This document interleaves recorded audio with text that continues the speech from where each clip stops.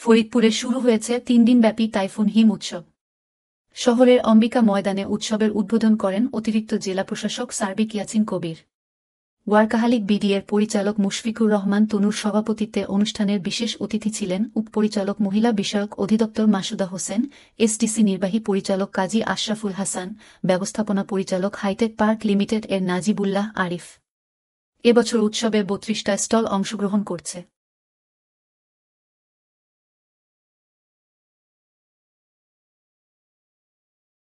উৎসবের দ্বিতীয় দিনে শুক্রবার রাতে কাওয়ালি গান পরিবেশন করেন জনপ্রিয় কাওয়ালি দল সিলসিলা।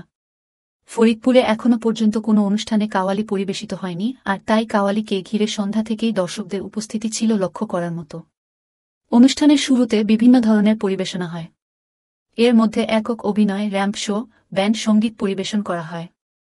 তবে সবকিছু ঘিরে গতকালের সেরা আকর্ষণ ছিল কাওয়ালি। সিলসিলা ব্যান্ডের মোট ৬ জন সদস্য এতে অংশগ্রহণ করে। তারা হলেন আবিদ, রাফি, হৃদয়, অন্তম, রায়ান ও পার্থিব। রনি ও নাফিজার সঞ্চালনায় অনুষ্ঠানে একের পর এক কাওয়ালি গান পরিবেশন করে তারা।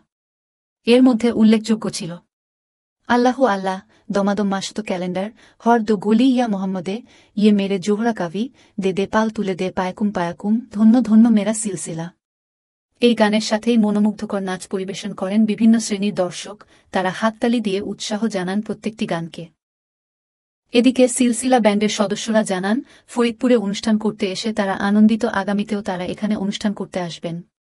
অন্যদিকে আয়োজকেরা জানান, শনিবারেও হিম উৎসবের দিনেও সাংস্কৃতিক অনুষ্ঠান অব্যাহত থাকবে। মুক্তির সংগ্রাম, ফরিদপুর।